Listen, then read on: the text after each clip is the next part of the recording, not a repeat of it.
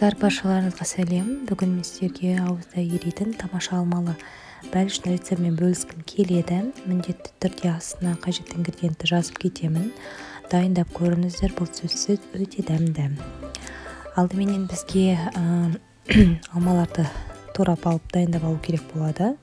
Мен жалпы жасыл алманы да, қызыл алманы да қолдандым. Жаңағы ішіндегі сердцевинкасын деп айтады ғой, соны алып тастаймыз дағы алмамызды турайтын боламыз. Жалпы алманы төртбұрышты етіп турайсыздар, бірақ бұл жерде нақты қағида жоқ, бірақ төртбұрышты болып тураған шыны керек өте ыңғайлы.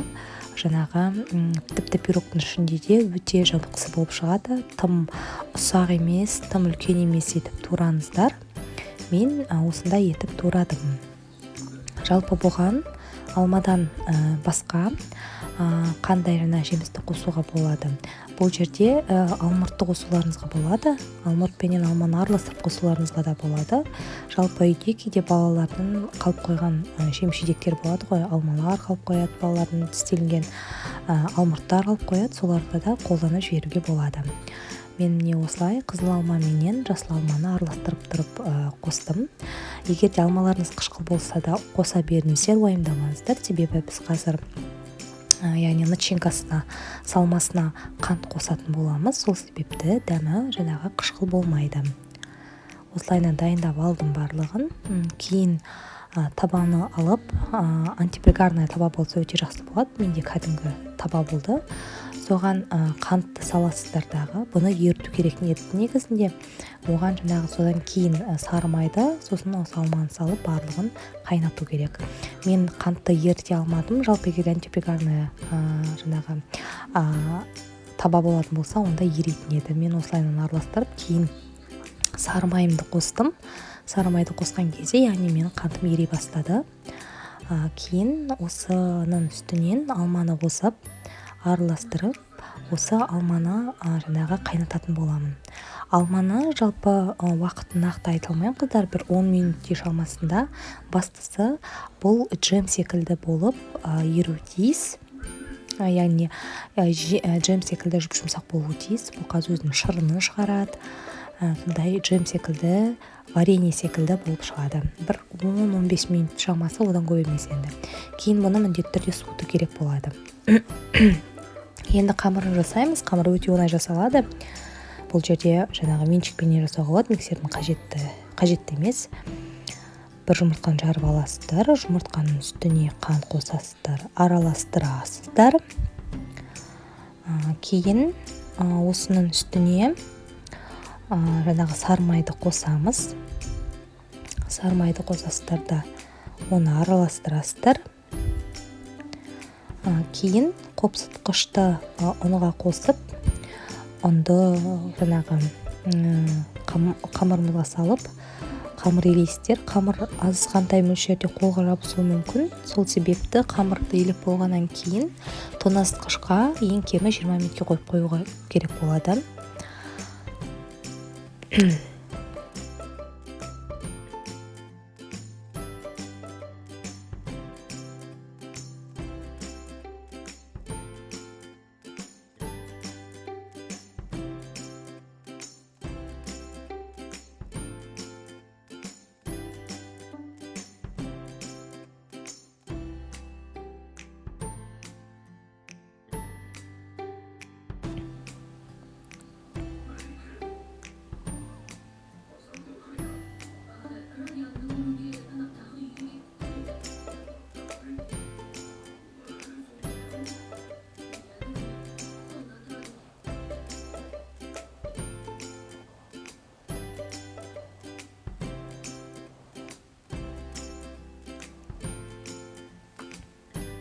Мен мынандай азғантай мөлшерін алып қалдым. Ол үстіне салу үшін оны жаңағы мұздатқышқа қойып қоюға болады. Кейін оны теркадан өткізуге болады. Ол бетіне азғантай мөлшері. Қалғанын холодильникке қойып қоямыз бір 20 минутке. 20 минут өтті. Енді тоңазытқыштан алған жаңағы қамырымызды алып, қолымызбен жайып шығамыз да формамызға жаңағы основа дейді ғой, астын жасайтын боламыз. стаканмен да жасауға болады. Мен стаканмен жасап көрдім, бірақ маған ыңғайсыз болды. Сол себепті мен барлығын қолмен жайып шықтым. Жалпы қамыр қолмен жұмыс істеуге өте ыңғайлы, өте жұмсақ, қолға қатты жабыспайды, себебі ол салқын, яғни 20 минутке холодильникте тұрғаннан кейін салқын. Сол себепті де қыздармен айтамын, яғни тоңазытқышқа қойып қойыңыздар деп. Сол кезде қамырмен жұмыс істеу өте ыңғайлы болады. Осылайынан жасап аласыздар, жаңағы толығыменен осылайынан алақаныңызбен жайып шығасыздар. Бүйтіп стаканмен де жұмыс істеуге болады, бірақ маған шыны керек олай жасаған өте ыңғайсыз. Маған осылай қолмен, яғни саусақтармен жұмыс істеген ыңғайлы. Толығымен жасап аласыздар, яғни шеттеріне бортиктарын жасайсыздар жұқа етіп.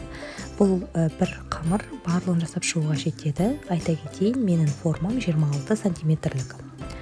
Кейін, яғни шанышқыменен астына осындай тесіктер жасап аламыз.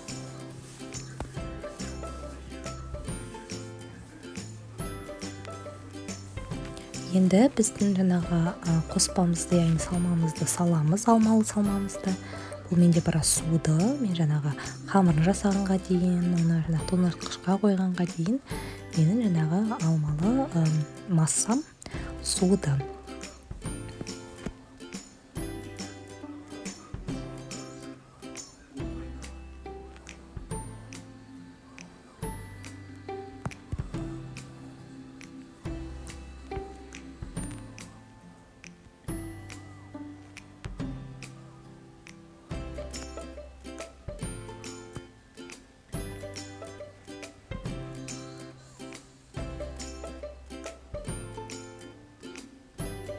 Енді қыздар осының үстіне бағана қамырымызды күштен өткіземіз, немесе осылайынан қолменен үгітіп те салуға болады.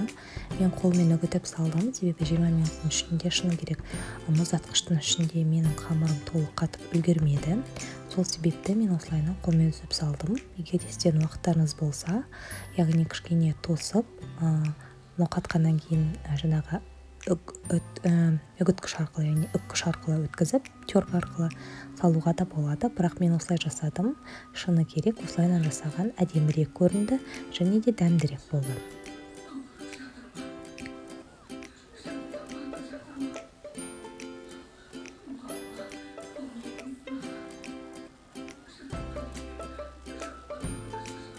Дайын болған массамызды, дайын болған пирогымызды 180 градуста 40 минутке қоясыздар. Енді әркімнің пеші әртүрлі. Жалпы 40 минуттың ішінде ол шамамен дайын болып шығады.